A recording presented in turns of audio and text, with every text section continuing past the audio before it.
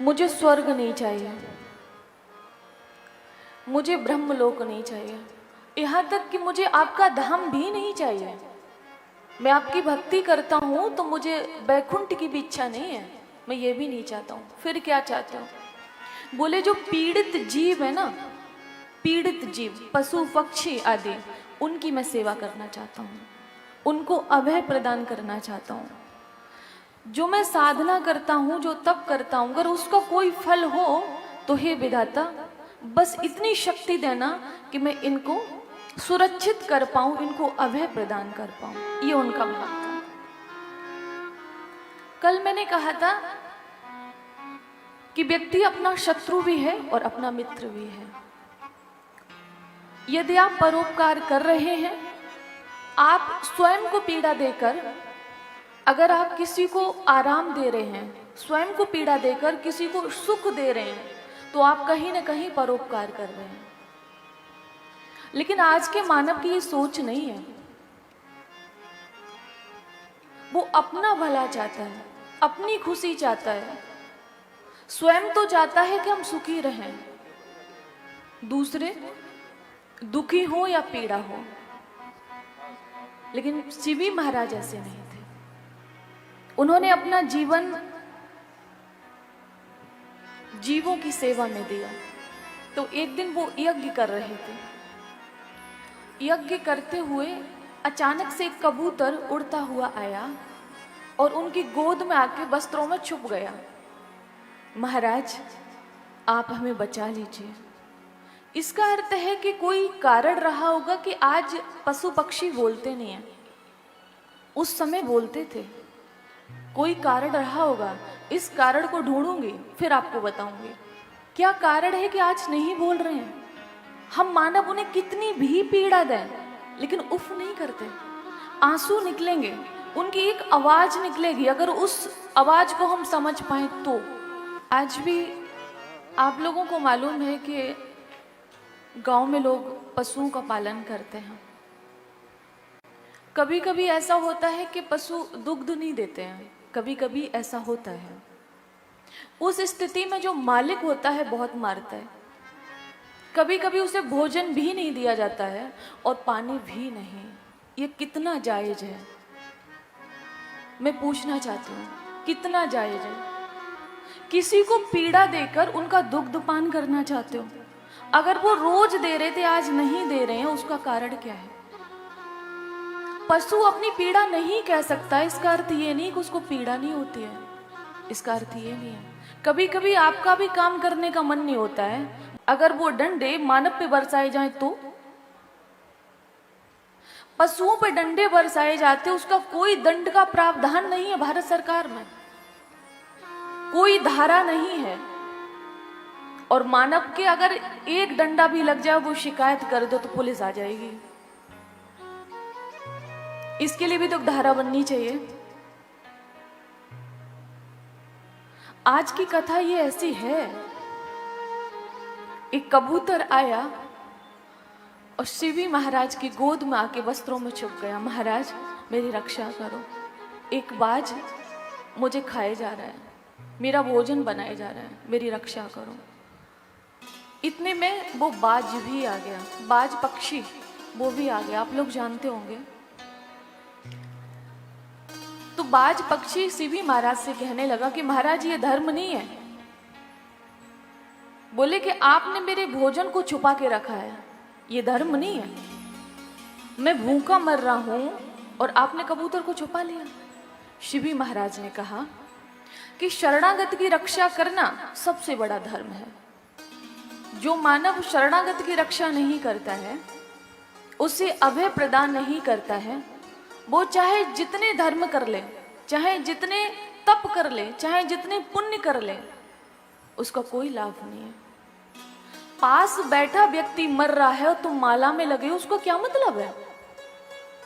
पड़ोसी भूख में अपनी प्राणों का त्याग कर रहा है और आप मंदिर में घंटी बजा रहे हो, उसका क्या मतलब है? इंसान को इंसान का दर्द नहीं है तो फिर इंसान होने का क्या मतलब है? एक मानव ही तो मानव के काम आता है।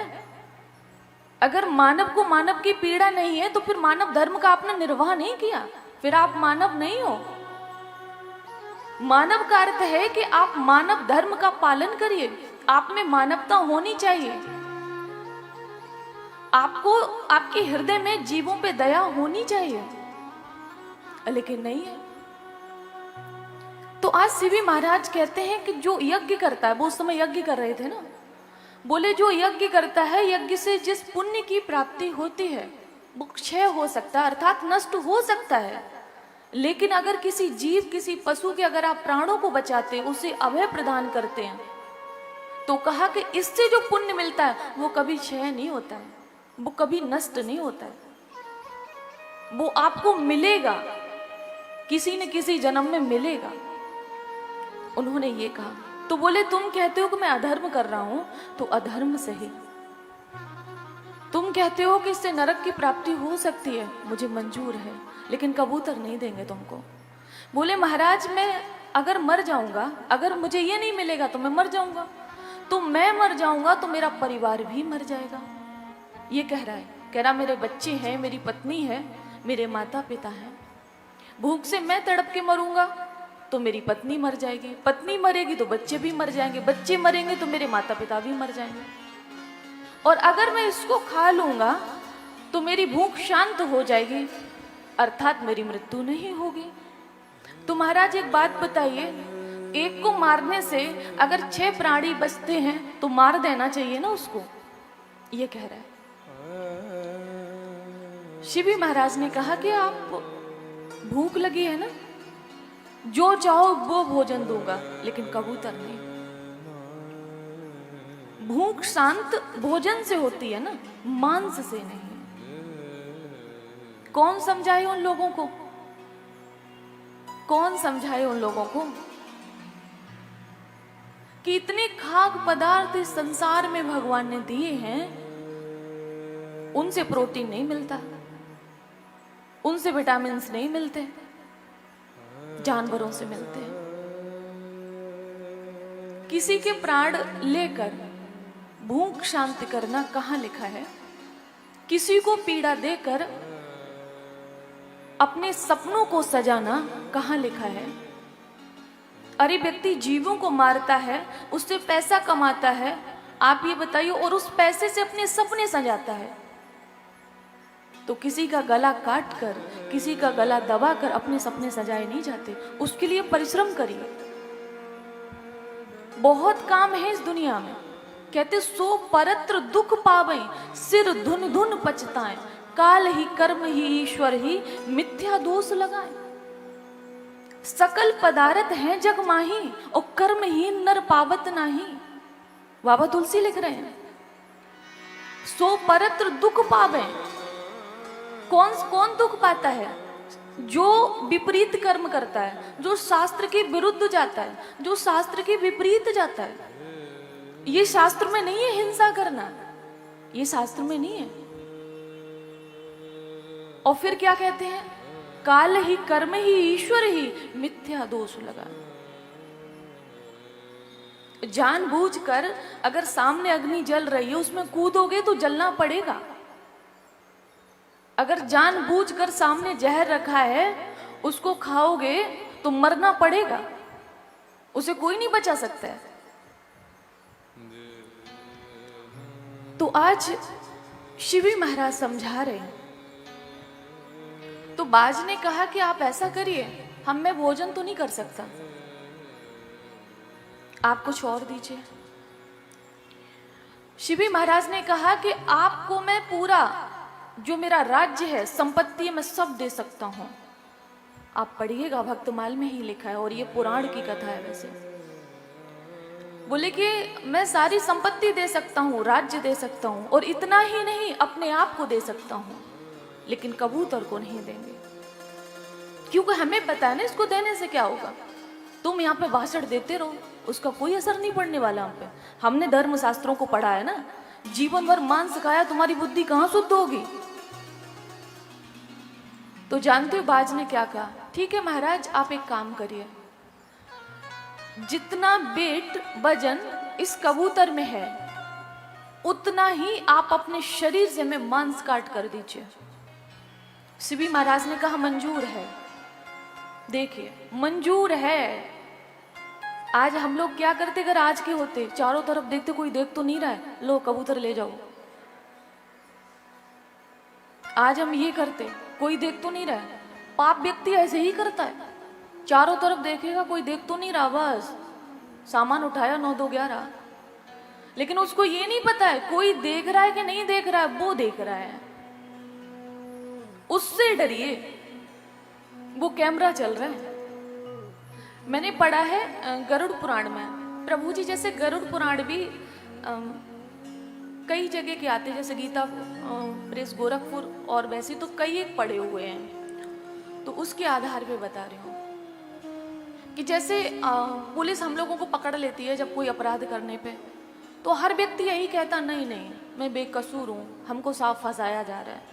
वहां भी ऐसे ही कहते हैं मैं बेकसूर हूँ, हमको फंसाया जा रहा है। तब इनके जो पाप करते हैं ना संसार में प्राणी, तो उनकी फोटो खींच ली जाती। चित्रगुप्त है, पढ़ा होगा, वो फोटो खींचते हैं, कहते हैं सेल्फी लेते हैं हम लोग, वो भी हमारी सेल्फी लेते हैं। बस फर्क इतना है कि सेल्फी हम खुद लेते हैं और वहां पर वो लेते हैं। तो जो हम कर्म करते हैं, जैसे मैं अभी बोल रही हूँ ये भी सेल्फी ली जा रही है, तो वो सेल्फी लेते रहते हैं। निमि महाराज हमारी पलकों पे बैठे हैं, हमारे कर्मों को नोट करते हैं।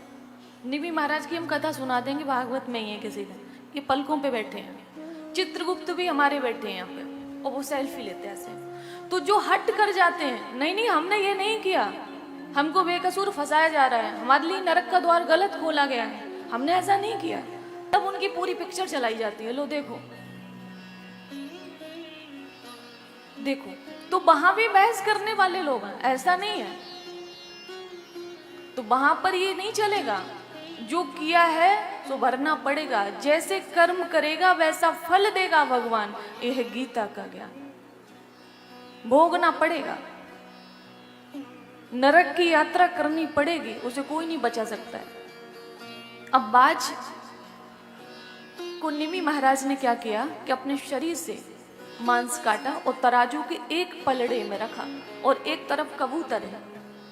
अब कहते हैं कि वो कुछ ईश्वरीय शक्ति थी, क्या था कि कबूतर का वजन बढ़ता जा रहा है। धीरे धीरे राजा ने अपने शरीर का बहुत हिस्सा काट के तराजू में रख दिया, अब उसका वजन बढ़ता जा रहा, बराबर नहीं हो रहा। अंत में जब देखा कि राजा ने कि ये तो धर्म जा रहा है, कि इसको देने के लिए राज्य कहा और आज ये शरीर ही काट काट के रख रहे, ये कम पड़ रहा है, तो धर्म जा रहा है। और जिसका धर्म चला गया उसके पास तो कुछ बचा ही नहीं, वो तो जीते जी मरने के समान है। जिसके पास धर्म नहीं, इज्जत नहीं, शर्म नहीं, लिहाज नहीं, उसको तो मर जाना चाहिए, उसको जीने का कोई अधिकार नहीं है। उसी समय शिवी महाराज ने अपने आप को उस तराजू के पलड़े में रख दिया, बोले कि आप हम पूरा खा जाइए। कबूतर की प्राण बचाने के लिए शिवी महाराज ने तराजू के पलड़े में अपने आप को रख दिया।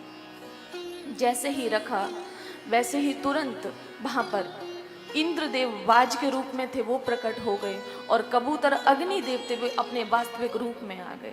बोले शिवी, तुम्हारे जैसा राजा जिस राज्य में हो वहां प्रजा को कष्ट नहीं हो सकता। तुम्हारे जैसा दानवीर अगर इस संसार में हो तो जीवों की कभी हिंसा न हो। तुम्हारे जैसा अगर राजा प्रत्येक व्यक्ति को मिल जाइए, उसके भाग्य में हो, तो कभी भी प्रजा में अराजकता नहीं फैलेगी, ये कहा। तो ये कथा हमें क्या सिखाती है? जीवों पे दया करना। क्या सिखाती है?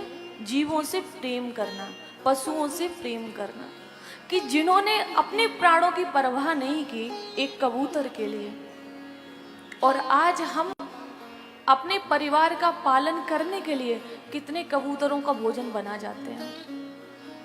सोचो।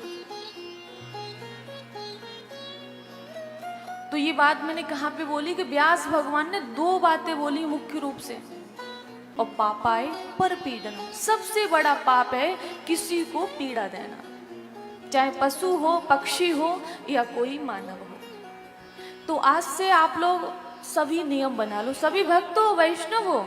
मैं ये नहीं कहती कि कोई पीड़ा देता है, कोई पीड़ा देता है, ये नहीं है, लेकिन कभी सपने में भी आए कि ठीक है हमारा काम बनता है, सोच लो हमारा 1 लाख रुपए का काम बन रहा है, और सामने वाले का 50,000 का ही नुकसान हो रहा है, तो उसका वो 50,000 का नुकसान होना नहीं चाहिए। आप अपने 1 लाख का काम ऐसे बनाइए, होना नहीं चाहिए।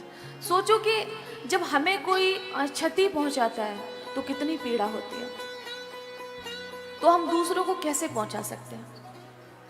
कभी आंख नम तो कभी दुख बहुत होता है, कभी आंख नम तो कभी दुख बहुत होता है, जब कोई अपना कहकर अपने को गम देता है। न जीवित हम रहेंगे न गम देने वाले, ये सच्चाई है कि न जीवित हम रहेंगे न गम देने वाले। फिर भी एक इंसान दूसरे इंसान को क्यों दर्द देता है, ये समझ में नहीं आता, क्यों दर्द देता है। बोले बांके बिहारी लाल की जय, राधा रमण सरकार की जय हो। कथाएं बहुत होती हैं प्रभु जी, लेकिन मैं वो कथा लेके आती हूँ जिससे हमें सीख मिले। पंढरपुर महाराष्ट्र में आपको पता है राका वाका की कथा। मुझे पता है कि जो कथा के रसिक हैं उनको मालूम होगा। राका वाका रहते थे, ये पति पत्नी थे। एक का नाम राका और एक का बाका। गरीब थे लेकिन भगवान का भजन करना कभी नहीं छोड़ा। और इनकी जीविका का साधन क्या था? वन में जाना और सूखी लकड़ियों को तोड़ना और उनको मार्केट में बेच के फिर जो भी उससे पैसा मिलता था उससे अपनी रोटी खाना, जल पीना, ये था। ऐसे ही समय बीतता गया, काफी समय हो गया। तो एक दिन भगवान को दया आई कि हमारा भजन करते हैं और जिसे कहते हैं कि लकड़ी को बेचकर नमक रोटी ही व्यक्ति खा सकता है, शाही पनीर नहीं खा सकता है। तो भगवान ने कहा कि आज ऐसा करते हैं, इन्हें थोड़ा धन देते हैं। तो एक थैला लिया, उसमें सोना डायमंड भर के, और रास्ता में भगवान ने डाल दिया। वो वन में जा रहे थे और उसी रास्ता में डाल दिया। आगे उसका पति था। जैसे ही उसके पति ने देखा कि थैला पड़ा है, पत्नी थोड़ी पीछे थी तो उसके ऊपर मिट्टी डालने लगा कि शायद पत्नी के मन में लालच आ जाए तो इस थैले को उठा लेगी। लेकिन ये थैला किसी का होगा, अगर उसके पास ये नहीं पहुंचा, उसको नहीं मिला तो उसे कितना कष्ट होगा। उसे ये लगा, तो बोले हो सकता है कि पत्नी के मन में लालच आ जाए तो मिट्टी डाल दो। इतने में उसकी पत्नी आ गई, मिट्टी डाल रहे थे। पत्नी ने कहा कि महाराज आप ये क्या कर रहे हो? बोले कुछ नहीं। बोले नहीं नहीं कुछ कर रहे हो। बोले क्षमा करना, दोनों में प्रेम बहुत था। बोले क्षमा करना, ये किसी राहगीर का थैला है, इसमें बहुत सोना है और डायमंड है, हीरा आदि। बोले तो हमें लगा कि कहीं तुम्हारे मन में कुछ लालच ना आ जाए तो हम मिट्टी डालने लगे। तो जानते हो उसकी पत्नी ने क्या कहा? बोले महाराज आप कह रहे हो इसलिए मिट्टी डाल रहे, लेकिन मिट्टी को मिट्टी से क्यों ढक रहे हो? शब्द देखिए, मिट्टी को मिट्टी से क्यों ढक रहे हो? बोले नहीं नहीं, अंदर मिट्टी नहीं है, सोना है, चांदी है, हीरे हैं, मिट्टी नहीं है। बोले नहीं, पर संपत्ति लोष्टवत, पराई संपत्ति तो मिट्टी के समान है, तो मिट्टी को मिट्टी से क्यों ढक रहे हो? बोले महाराज जितने आप हो ना त्यागी, स्वाभिमानी, उससे ज्यादा मैं हूं। राका बांका को वहां पर दोनों को बहुत वैराग्य हुआ। पति पत्नी को, पति पत्नी के प्रति भावुक है और पत्नी पति के प्रति भावुक है कि पति ढक रहा है कि अगर वो लेने आएगा जिसका ये थैला है तो उसे कितना कष्ट होगा, और आएगा जरूर, उसको मालूम है। और इधर वो कह रही कि मिट्टी को मिट्टी से क्यों ढक रहे हो? संतोष सबसे बड़ा धन होता है, संतोष। अब एक दिन भगवान को दया आई, थैला तो उन्होंने नहीं उठाया। भगवान परेशान हो गए, बोले ये तो थैला ही नहीं उठा रहे। तो भगवान बड़े परेशान हुए। तो एक दिन क्या किया, ये कमजोर है, इनका शरीर कमजोर है, तो लाओ वन में लकड़ी को काट के रख देते हैं। अब लकड़ी का एक गट्ठर बना के भगवान ने रख दिया। ये वन में गए, चारों तरफ इन्होंने देखे, वृक्षों पे कोई सूखी लकड़ी नहीं। पास में ही देखा कि गट्ठर बंधा हुआ रखा है। तो एक दूसरे से कहने लगे, आज ऐसा करेंगे, हम लोग जलपान करके ही रहेंगे। ये शायद कोई और लकड़ी काट के रख गया है, अगर हम इसको उठा लेंगे तो उसकी जीविका का साधन कैसे चलेगा। आज जैसे इस लकड़ी को बेच के हम अपने घर का चूल्हा जला लेंगे, लेकिन उसके तो चूल्हे में आग नहीं जलेगी ना, उसे तो भोजन नहीं मिलेगा ना। और कहते हैं कि एक दिन इसी कलयुग के वो हैं, इसी कलयुग के, और एक दिन उन्हें भगवान ने दर्शन दिया और भजन करते हुए एक दिन उन्हें भगवत प्राप्ति हुई। संतोष सर्पा पिबंति पवनम न च दुर्बलास्ते, शुष्कई तृणई बन गजा बलिनो भवंती, और कंदई फलई मुनि गड़ा गमयंती कालम। क्यों? संतोष एव पुरुषस्य परम निदानम। जो सर्प होता है ना अजगर का, मैंने एक दिन निवेदन किया था, उससे जो मिल जाए वो खा लेता है, और नहीं तो वायु का पान करता है। वो आपके घर में नहीं आएगा, कभी नहीं मिलेगा, कोई सर्प अजगर नहीं मिलेगा आपको, क्योंकि वो संतोषी है और फिर भी इतना मोटा है, और ऊपर से उसका स्किन भी इतना चिकना, जैसे फेशियल करा दो, स्किन भी बहुत अच्छा उसका, क्यों? संतोषी है। और शुष्कई तृणई बन गजा बलिनो भवंती, वन के जो हाथी होते हैं पत्ते ही तो खाते हैं, या वन में जो से फल मिल जाए वो खा लेते हैं। बेचारे पेड़ पे चढ़ नहीं सकते, पत्ते भी वो जो नीचे गिरते हो, और फिर भी कैसे हैं? अभी एक ही यहाँ पे आ जाए, एक नहीं बचेगा। क्यों? संतोषी हैं, इसलिए मोटे हैं। कंदई फलई मुनिगड़ा गमयंती कालम, समय व्यतीत करते हैं जो वन में योगी महापुरुष तप करते हैं, फल खा के, जल पी के, और उसके बाद भी देखो मोटे तंगड़े होते हैं। और एक मोटापा होता है कि जो बीमारी पैदा करता, वो स्वस्थ होते हैं। तो शास्त्र कहते हैं कि संतोष एव पुरुषस्य परम निदान, संतोष रूपी धन होना आवश्यक है। बोले बांके बिहारी लाल की, अभी टाइम, राधा रमण सरकार की। आइए हम सभी एक भजन, श्री धाम वृंदावन में है ना, तो मैंने कहा था कि राधा जी और कृष्ण भगवान पीछा थोड़ी छोड़, राम जी की कथा है, लेकिन वो पीछा नहीं छोड़ेंगे, कहेंगे पहले हमें याद करो, पहले हमारा गुणगान करो, तब राम जी का।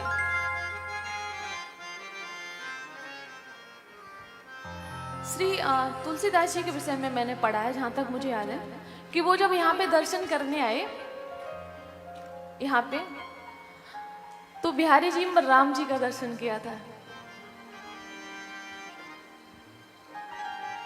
कहते हैं कि भक्तों के लिए भगवान ने क्या क्या नहीं किया। वृंदावन की कड़कड़ों में जहां बहती प्रेम की धारा,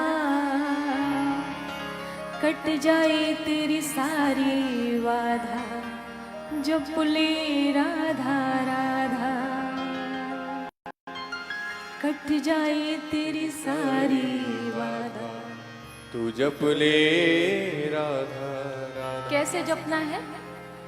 तू जप ले राधा राधा, तू जप ले राधा राधा, तू जप ले राधा राधा, तू जप ले राधा राधा।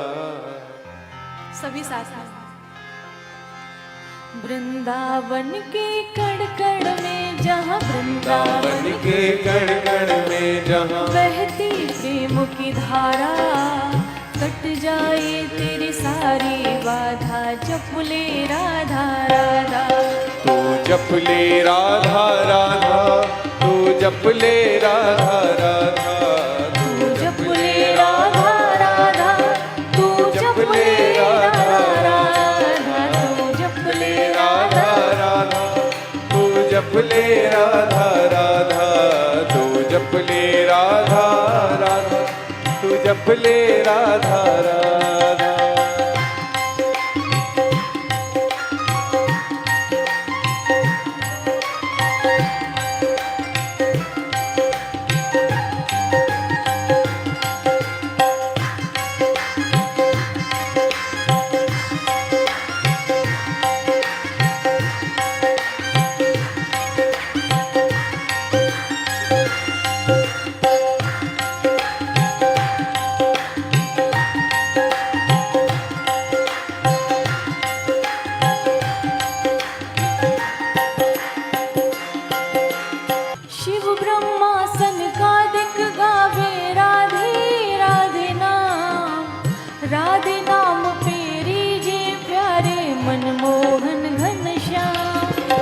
शिव ब्रह्मा सनकादिक आए, राधे राधे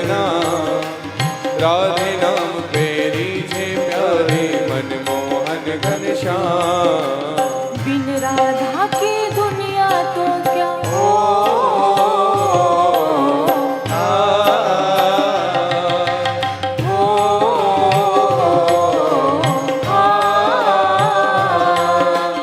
बिन राधा की दुनिया तो क्या, श्याम सुंदर भी आधा, कट जाए तेरी सारी बाधा, जप ले राधा राधा।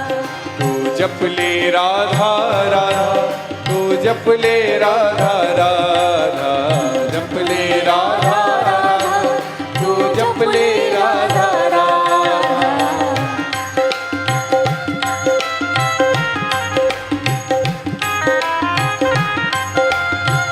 श्री राधे।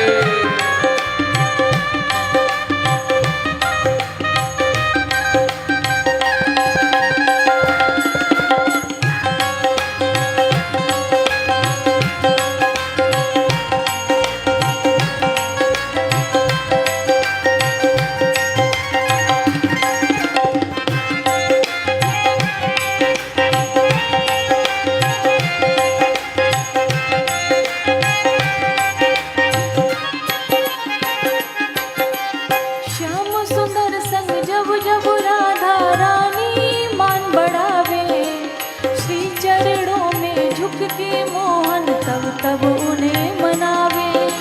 श्याम सुंदर संग जब जब राधा रानी मान बढ़ावे, श्री चरणन में गिर के मोहन तब तब उनको मनावे। श्याम सुंदर संग जब जब राधा रानी मान बढ़ावे, श्री चरणों में झुक के मोहन तब तब उन्हें मनावे। श्याम सुंदर संग जब जब राधा रानी मान बढ़ावे, श्री चरणन में गिर के मोहन तब तब उनको मनावे।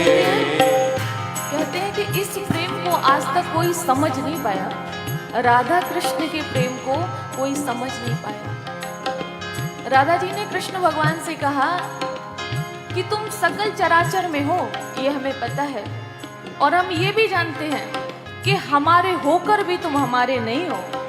सकल चराचर में हो और हमारे होकर भी हमारे नहीं हो। बोले कितना दुख होता होगा हमको कि हम आपके हो भी नहीं सकते और आपको खो भी नहीं सकते। कितना दुख होता होगा। ऋषि मुनि भी समझ न पाए ओ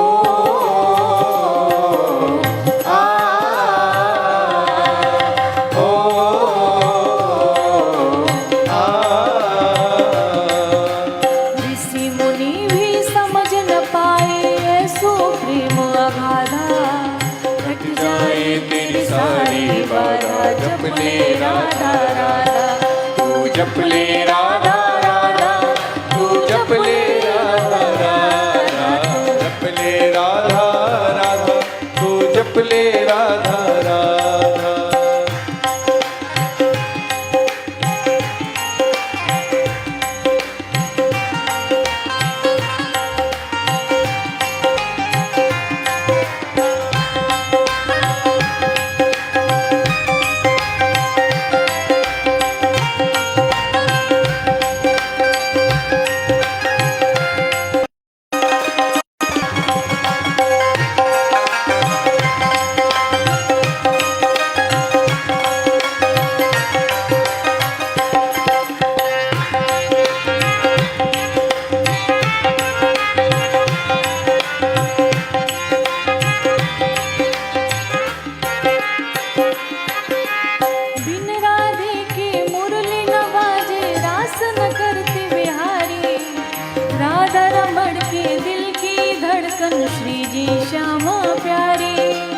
बिन राधा के मुरली न बाजे, रास नटन के बिहारी, राधा रमण की दिल की धड़कन, श्री जी श्यामा प्यारी। बिन राधे के मुरली न बाजे, रास न करते बिहारी, राधा रमण के दिल की धड़कन, श्री जी श्यामा प्यारी। बिन राधा के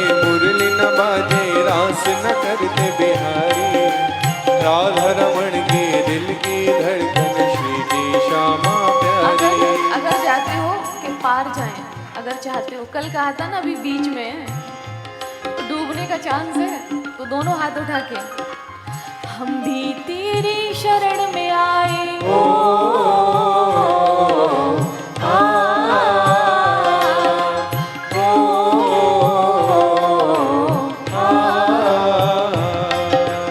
हम भी तेरी शरण में आए, हर लो भव की बाधा, कट जाए तेरी सारी बाधा, जप ले राधा राधा। तो जप ले राधा राधा, तो जप ले राधा राधा, जप ले राधा राधा, तो जप ले राधा राधा, तो जप ले राधा राधा, तो जप ले राधा राधा, तो जप ले राधा राधा, तो जप ले राधा राधा, तो जप ले राधा राधा, तो जप ले राधा राधा, तो जप ले राधा राधा, तो जप ले राधा राधा, तो जप ले राधा राधा, तो जप ले राधा राधा।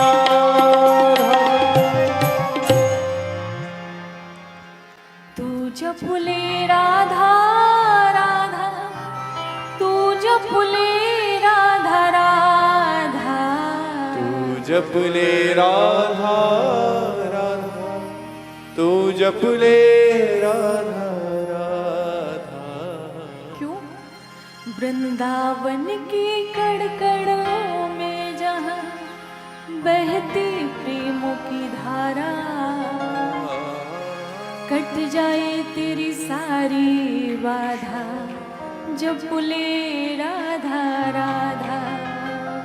कट जाए तेरी सारी बाधा, तू जप ले राधा राधा। तू जप ले राधा राधा, तू जप ले राधा राधा, तू जप ले राधा राधा, तू जप ले राधा राधा। कहा था कि पिता को मनाना है तो मैया को पहले मनाओ।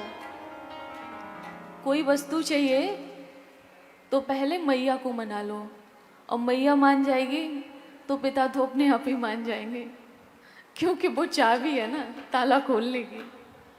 इसलिए बोलिए बांके बिहारी लाल की जय। कल आप लोगों ने सुना था शिव विवाह, बहुत संक्षेप में। अब आपको बताऊं मैं, कामदेव हम सभी जानते हैं, शिव जी तो साधना में थे, तो कामदेव गए थे शिव जी को जगाने के लिए, तो 5 बाण छोड़े, और जब शिव जी के हृदय में लगे जाके तो तीसरा नेत्र खुल गया। तीसरा नेत्र खुलते ही कामदेव भस्म हो गए। जब उनकी पत्नी रति ने रुदन किया तो उन्होंने कहा कि जब द्वापर में कृष्ण अवतार लेंगे तो ये प्रद्युम्न बनकर उनके बेटा बन के आएंगे। बोले अच्छी खासी साधना कर रहे थे और जब जगाओगे तो फिर ऐसा ही होगा। अब क्रोध में क्या होता है, पहले व्यक्ति स्वयं जलता है तब दूसरे को जलाता है। अग्नि तो होगी ना शिव जी के पास। रति प्रतीक्षा करती नहीं भाई, कब हो कब हो। और पता है, आप जिन्होंने भागवत पढ़ा होगा उनको पता होगा, भागवत में लिखा है कि जब ये प्रद्युम्न वन के कामदेव का जन्म हुआ है तो रति ने सेवा की है। कथा थोड़ी लंबी है तो वहां पे पढ़िएगा आपको कि क्या लिखा है, मैं तो नहीं बताऊंगी, पढ़िएगा, क्योंकि इन्होंने इनको पालन किया, बड़ा किया। तो प्रद्युम्न का भाव अलग था। अब ये जानती थी मेरे पति हैं, तो उसको पढ़िएगा आप। इसके बाद में शिव जी विवाह करने गए तो आपको पता है कि भूत प्रेत थे बारात में। हमारी आपकी तरह तो बारात जाती नहीं है ना, तो उनके साथ भूत प्रेत थे। इसमें रामायण में लिखा है कि जो मोहर होता है ना सिर पे, वो भी सर्पों का, जनेऊ भी सर्पों का। देखिए यहाँ पर भी सर्प, जो यहाँ बाजू बंद होता है, कानों में भी सर्प लटक रहे हैं। मतलब यहाँ पे कहते हैं बिच्छू लटका दिए। बिच्छू में कांटा होता है ना, तो शिव जी के ऐसे कान होंगे तो उसमें कांटा उसका उलझा के ऐसे लटक रहा है। अब ऐसा भयंकर रूप देख के कोई भी डर जाएगा। तो उसी समय जब इस रूप को माता पार्वती की माँ मैना ने देखा तो वो कहने लगी कि मेरी एक बात समझ में नहीं आता है कि जिस विधाता ने तुम्हें ऐसा सुंदर रूप दिया, जिस विधाता ने, तो उस विधाता ने तुम्हारी किस्मत में ऐसा बावला दूल्हा कैसे लिख दिया। ये लिखा हुआ है, ऐसा बावला दूल्हा कैसे लिख दिया। और फिर नारद जी को खरी खोटी सुनाई, क्योंकि नारद जी ने तो कहा था जो तप करें कुमारी तुम्हारी और भाभियो मैट सखें त्रिपुरारी। बोले नारद जी का हमने क्या बिगाड़ा जो उन्होंने हमारा बना बनाया घर उजाड़ दिया। सप्तऋषियों ने कहा भी था माता पार्वती से कि उनका खुद का घर बसा नहीं है, वो तुम्हारा क्या बसा देंगे, तो इसलिए घर वापस जाओ। लेकिन वो गुरुभाव रखती थी, तो वो अपनी माँ से कह रही हैं, कर्म लिखा जो बाउर ना हो तो कत दोष लगाइए काहू, तो कत दोष लगाइए काहू। हे माँ, अगर मेरी किस्मत में ऐसा बावला दूल्हा लिखा था, वो मुझे मिला है और लिखा था इसीलिए मिला है, तो आप किसी को दोष देकर पाप क्यों लगा रही हो अपने आप को? किसी को दोष क्यों दे रही हो? किसी को दोष देने का अर्थ है कि खुद को पाप लगाना। तुम सन मिटे हैं कि विधि के अंका, मातु व्यर्थ जन ले हो कलंका, मातु व्यर्थ जन ले हो कलंका। हे माँ, क्या विधि के विधान को मेट सकती हो? अगर मेट सकती हो तो ठीक है, और अगर नहीं तो आप जो कह रही हो वो सही नहीं है। इससे आपको अपराध लगेगा, पाप लगेगा, क्योंकि मनुष्य के जो भाग्य में होता है उसे वही मिलता है। और ये सच्चाई है, मनुष्य के जो भाग्य में होता है उसे वही मिलता है। और भाग्य में होता कब है? हमारे कर्मों के आधार पर। जो बीज आज हम कर्म रूपी बो रहे हैं उसका फल हम आने वाले जन्म में पाएंगे, और जो हम बो के आए थे वो आज हम जन्म में काट रहे हैं। जब मानव इस संसार में आता है तो पुण्य और पाप दोनों साथ लेकर आता है, और जब इस संसार से जाता है तो पुण्य और पाप रूपी जो कर्म करता है उनको लेकर जाता है। जब हमारा जन्म होता है तो हमारी मृत्यु का भी जन्म होता है, और मनुष्य के पीछे पीछे चलती है। और शास्त्रों ने तो ये भी कहा है कि मानव हर काम करता है, हर काम करता है, लेकिन उसको ये नहीं पता है कि मृत्यु ने हमारे केशों को पकड़ रखा है। ये लिखा है, जो मौत है हमारे बालों को पकड़ के रखती है।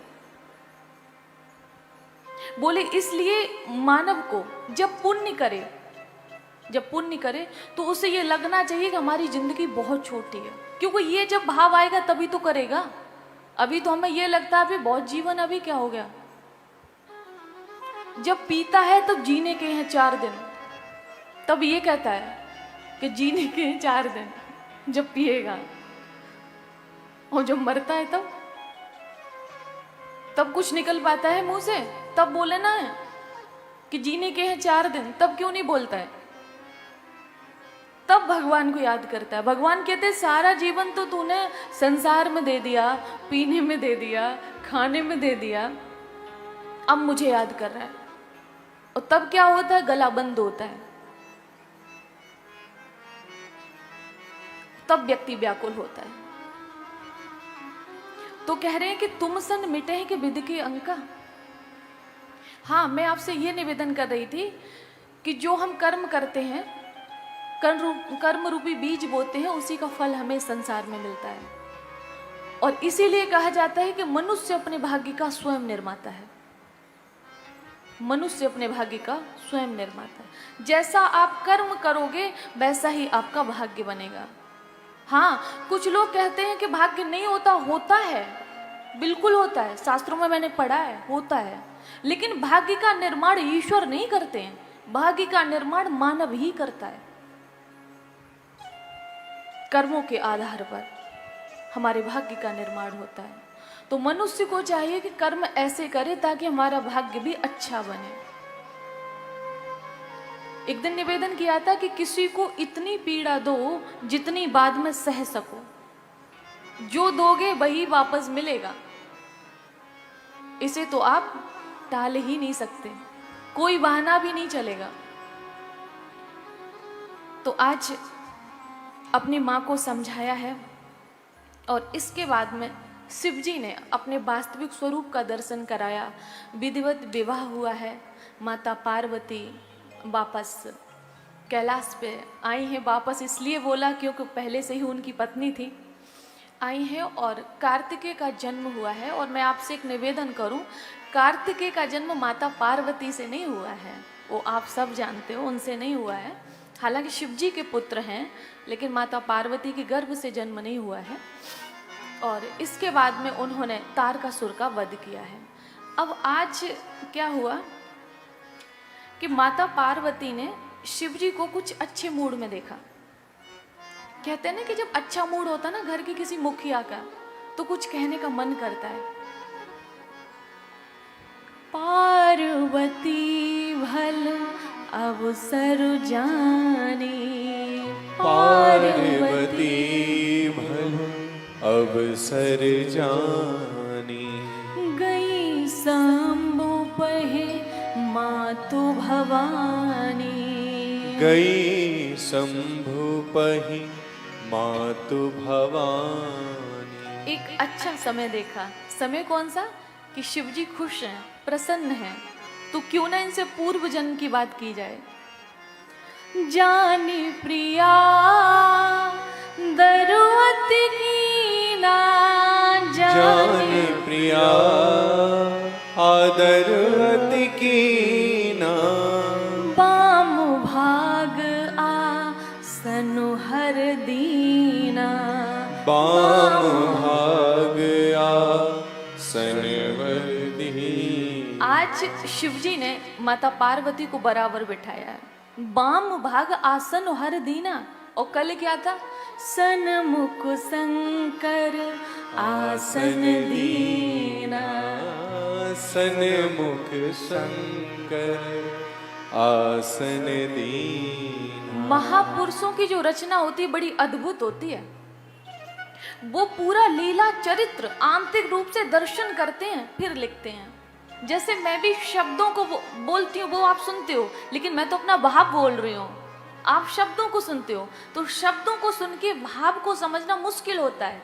ऐसे ही जो महापुरुष होते हैं वो अपना भाव लिखते हैं, भाव लिखते हैं। और हम क्या पढ़ते हैं? उनके शब्द। तो शब्दों को पढ़ के भाव को समझना बहुत मुश्किल होता है, उसके लिए दिमाग लड़ाना पड़ता है। बराबर बिठाया और आज बराबर बिठाया और कल सामने बिठाया है। ये क्या है? आज ये मेरी पत्नी है और कल पत्नी नहीं थी। ये होता है स्वभाव, ये होता है विश्वास। रिश्तों में अगर विश्वास नहीं तो रिश्ता किसी काम का नहीं। रिश्तों में अगर प्रेम नहीं तो रिश्ता किसी काम का नहीं। विश्वास से कहते हैं कि अजनबी भी अपने हो जाते हैं जिनको हम जानते नहीं हैं, और विश्वास ना हो तो अपने भी दूर हो जाते हैं। कहते हैं ना कि ये लफ्ज जो होते, शब्द कह लो, ये शब्द जो होते हैं ये बड़ी अद्भुत चीज है, बड़ी कमाल की चीज है। कि इन शब्दों से कोई तो दिल में उतर जाता है और कोई दिल से उतर जाता है। ये बड़ी कमाल की चीज है। और हमेशा व्यक्ति को चाहिए कि शब्दों को बड़ा सोच समझ के बोले, नपा तुला बोले। अब आप हम पे ये लागू मत कर दियो क्योंकि हमारा नाम है बक्ता। बक्ता चुप नहीं बैठ सकता है, ठीक है? फिर सोचो कि देवी जी आप ही चुप हो जाओ। अगर हम चुप हो जाएंगे तो आप एक एक करके खिसक लोगे। तो वाणी का संयम होना बहुत जरूरी है। जानी प्रिया दरुगति की ना, जानी प्रिया आदरु अति कीन्हा। बाम भाग आसनो हर दीना। बाम भाग आसनो हर दीना। और जब पास में बिठाया है शिव जी ने माता पार्वती को, तब देखिए, बैठी शिव समीप हर साई। बैठी शिव समीप हर्षाई।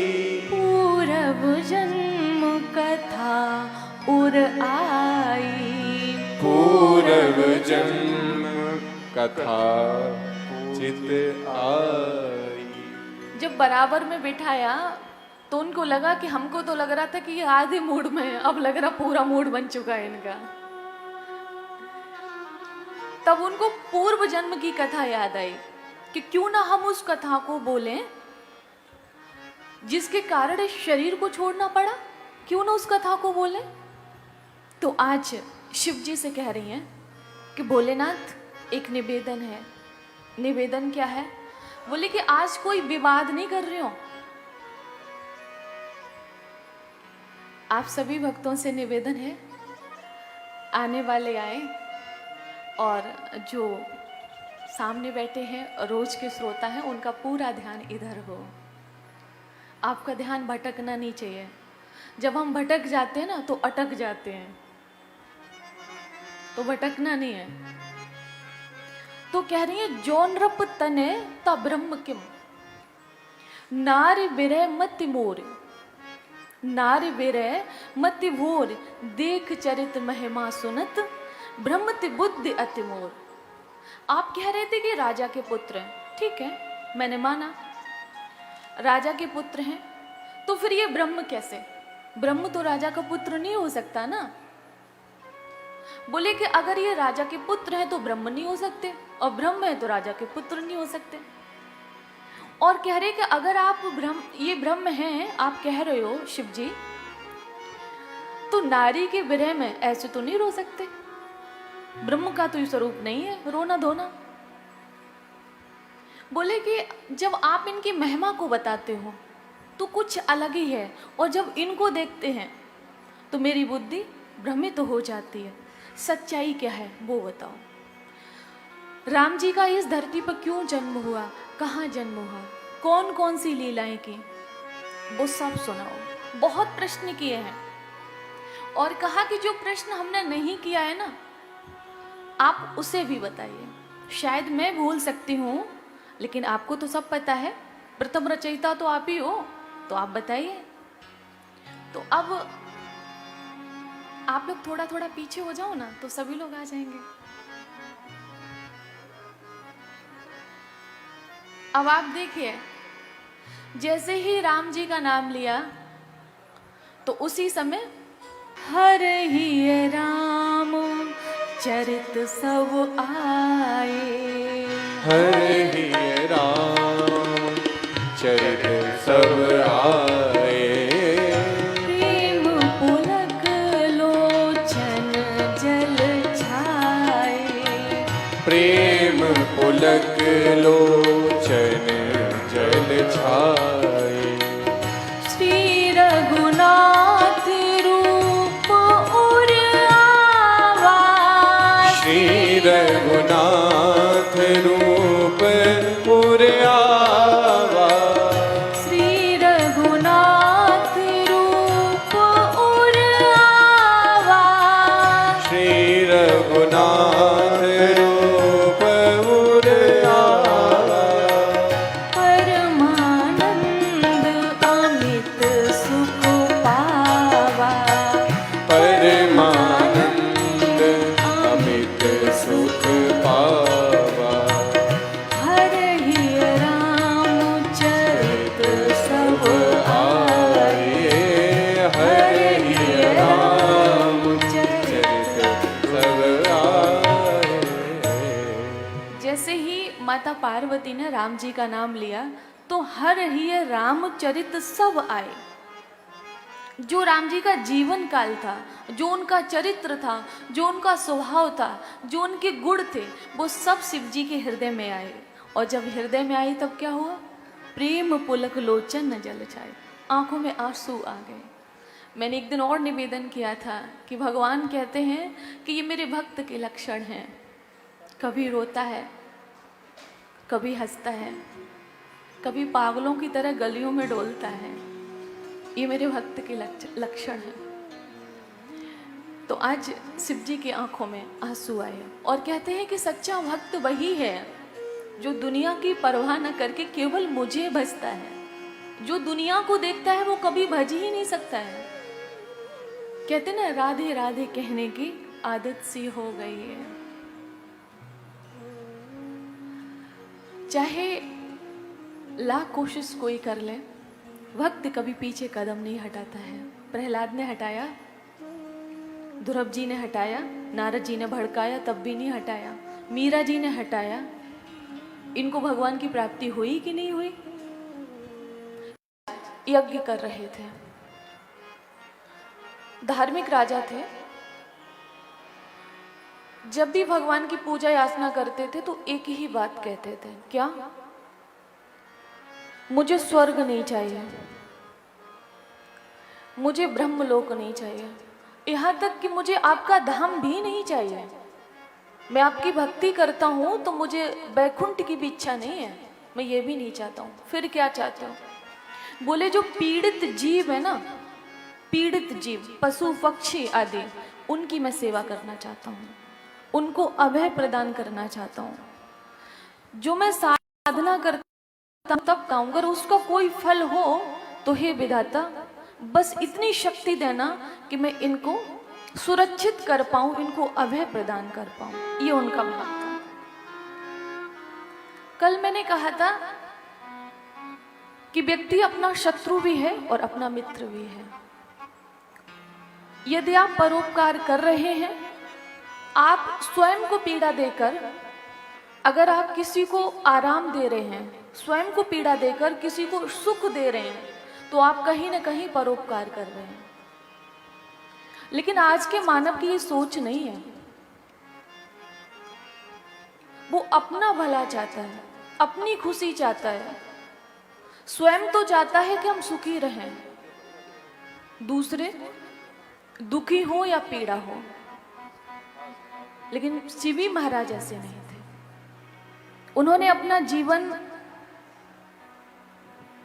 जीवों की सेवा में दिया। तो एक दिन वो यज्ञ कर रहे थे।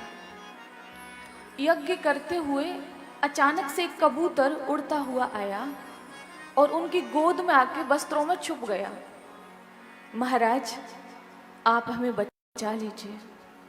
इसका अर्थ है कि कोई कारण रहा होगा कि आज पशु पक्षी बोलते नहीं हैं, उस समय बोलते थे। कोई कारण रहा होगा, इस कारण को ढूंढूंगी, फिर आपको बताऊंगी क्या कारण है कि आज नहीं बोल रहे हैं। हम मानव उन्हें कितनी भी पीड़ा दें, लेकिन उफ नहीं करते। आंसू निकलेंगे, उनकी एक आवाज निकलेगी, अगर उस आवाज को हम समझ पाए तो। आज भी आप लोगों को मालूम है कि गांव में लोग पशुओं का पालन करते हैं। कभी कभी ऐसा होता है कि पशु दुग्ध नहीं देते हैं, कभी कभी ऐसा होता है। उस स्थिति में जो मालिक होता है बहुत मारता है। कभी कभी उसे भोजन भी नहीं दिया जाता है और पानी भी नहीं। ये कितना जायज है? मैं पूछना चाहती हूँ, कितना जायज है? किसी को पीड़ा देकर उनका दुग्ध पान करना चाहते हो? अगर वो रोज दे रहे थे, आज नहीं दे रहे हैं, उसका कारण क्या है? पशु अपनी पीड़ा नहीं कह सकता, इसका अर्थ ये नहीं कि उसको पीड़ा नहीं होती है, इसका अर्थ ये नहीं है। कभी कभी आपका भी काम करने का मन नहीं होता है, अगर वो डंडे मानव पे बरसाए जाएं तो। पशुओं पे डंडे बरसाए जाते, उसका कोई दंड का प्रावधान नहीं है भारत सरकार में, कोई धारा नहीं है। और मानव के अगर एक डंडा भी लग जाए, वो शिकायत कर दो तो पुलिस आ जाएगी। इसके लिए भी तो धारा बननी चाहिए। आज की कथा ये ऐसी है, एक कबूतर आया और शिवी महाराज की गोद में आके वस्त्रों में छुप गया। महाराज, मेरी रक्षा करो, एक बाज मुझे खाए जा रहा है। मेरा भोजन बनाया जा रहा है, मेरी रक्षा करो।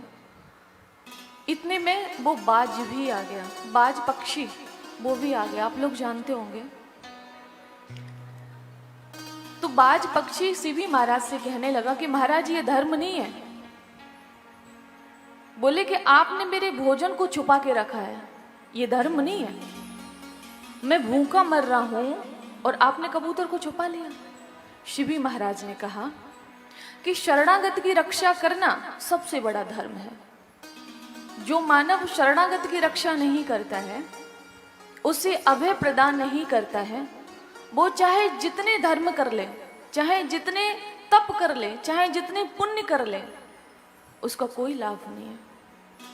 पास बैठा व्यक्ति मर रहा है और तुम माला में लगे, उसको क्या मतलब है? पड़ोसी भूख में अपने प्राणों का त्याग कर रहा है और आप मंदिर में घंटी बजा रहे हो, उसका क्या मतलब है? इंसान को इंसान का दर्द नहीं है तो फिर इंसान होने का क्या मतलब है? एक मानव ही तो मानव के काम आता है। अगर मानव को मानव की पीड़ा नहीं है तो फिर मानव धर्म का आपने निर्वाह नहीं किया, फिर आप मानव नहीं हो। मानव का अर्थ है कि आप मानव धर्म का पालन करिए, आप में मानवता होनी चाहिए, आपको आपके हृदय में जीवों पे दया होनी चाहिए, लेकिन नहीं है। तो आज शिवी महाराज कहते हैं कि जो यज्ञ करता है, वो उस समय यज्ञ कर रहे थे ना, बोले जो यज्ञ करता है, यज्ञ से जिस पुण्य की प्राप्ति होती है वो क्षय हो सकता है, अर्थात नष्ट हो सकता है।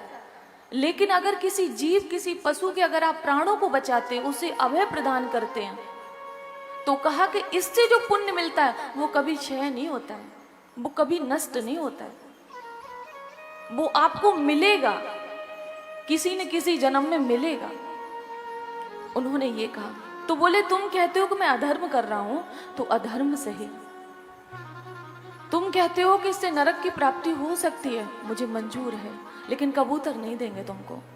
बोले महाराज मैं अगर मर जाऊंगा, अगर मुझे ये नहीं मिलेगा तो मैं मर जाऊंगा, तो मैं मर जाऊंगा तो मेरा परिवार भी मर जाएगा। ये कह रहा मेरे बच्चे हैं, मेरी पत्नी है, मेरे माता पिता हैं, भूख से मैं तड़प के मरूंगा तो मेरी पत्नी मर जाएगी, पत्नी मरेगी तो बच्चे भी मर जाएंगे, बच्चे मरेंगे तो मेरे माता पिता भी मर जाएंगे, और अगर मैं इसको खा लूंगा तो मेरी भूख शांत हो जाएगी, अर्थात मेरी मृत्यु नहीं होगी। तो महाराज एक बात बताइए, एक को मारने से अगर 6 प्राणी बचते हैं तो मार देना चाहिए ना उसको, ये कह रहा है। शिवी महाराज ने कहा कि आप भूख लगी है ना, जो चाहो वो भोजन दूंगा, लेकिन कबूतर नहीं।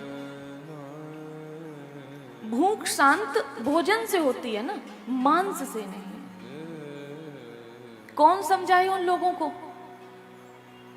कौन समझाए उन लोगों को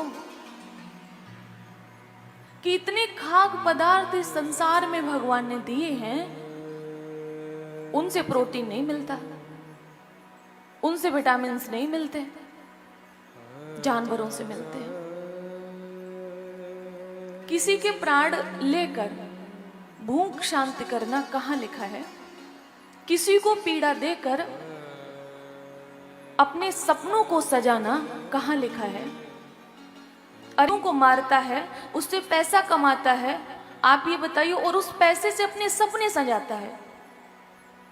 तो किसी का गला काट कर, किसी का गला दबा कर अपने सपने सजाए नहीं जाते, उसके लिए परिश्रम करिए।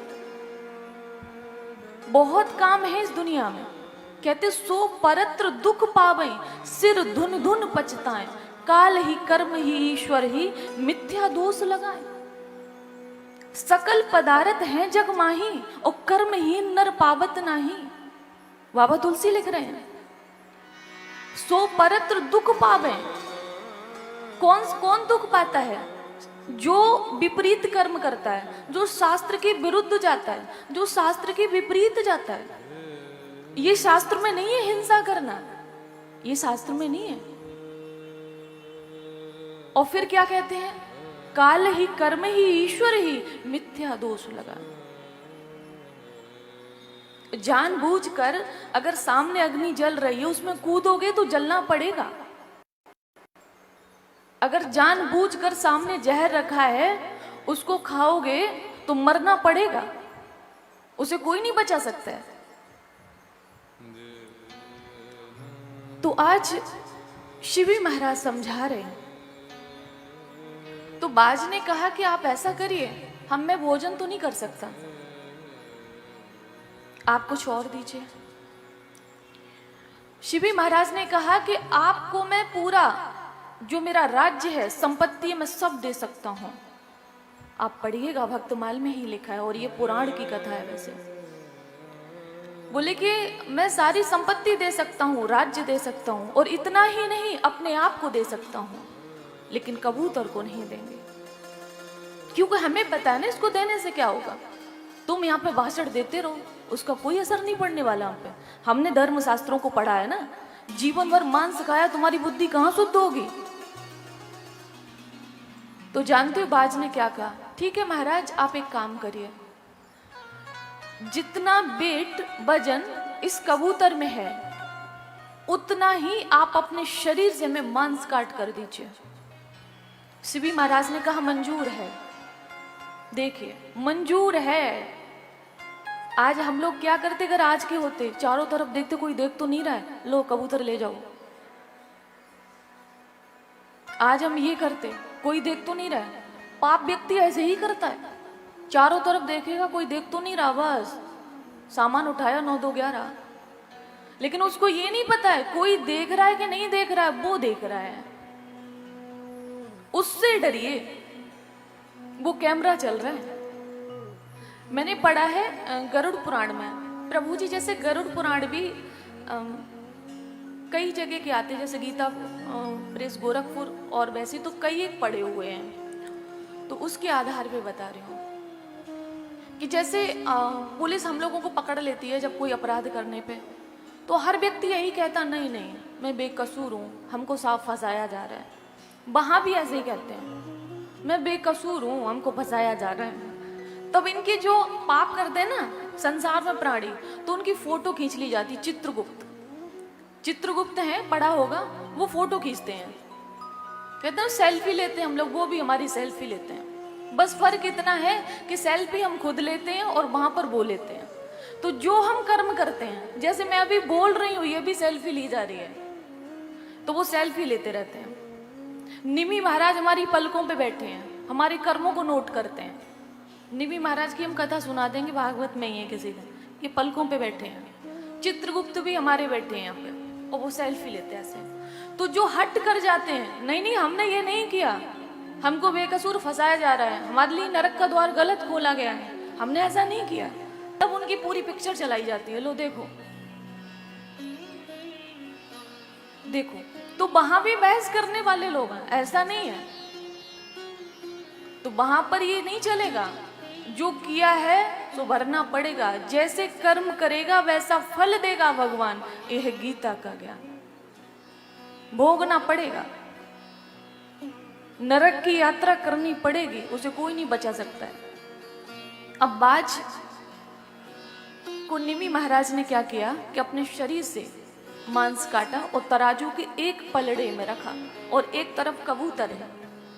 अब कहते हैं कि वो कुछ ईश्वरीय शक्ति थी, क्या था कि कबूतर का वजन बढ़ता जा रहा है। धीरे धीरे राजा ने अपने शरीर बहुत हिस्सा काट के तराजू में रख दिया, अब उसका वजन बढ़ता जा रहा, बराबर नहीं हो रहा। अंत में जब देखा कि राजा ने कि ये तो धर्म जा रहा है कि इसको देने के लिए राज्य कहा, और आज ये शरीर ही काट काट के रख रहे, ये कम पड़ रहा है, तो धर्म जा रहा है।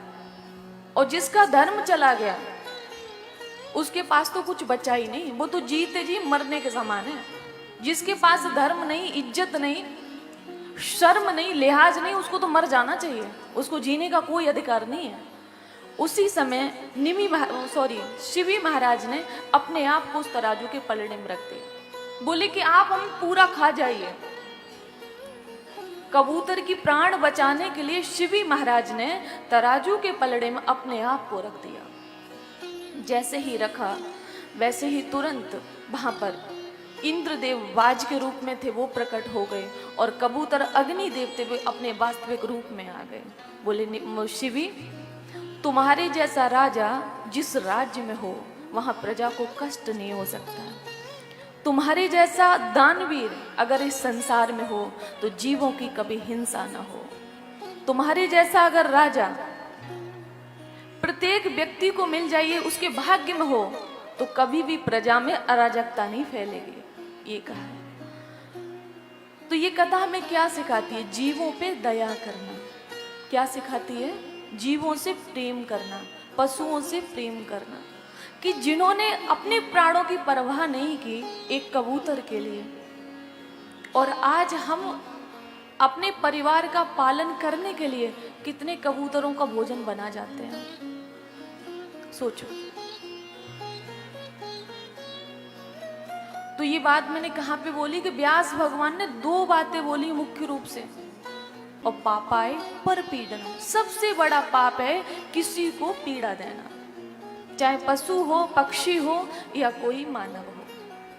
तो आज से आप लोग सभी नियम बना लो, सभी भक्त हो, वैष्णव हो।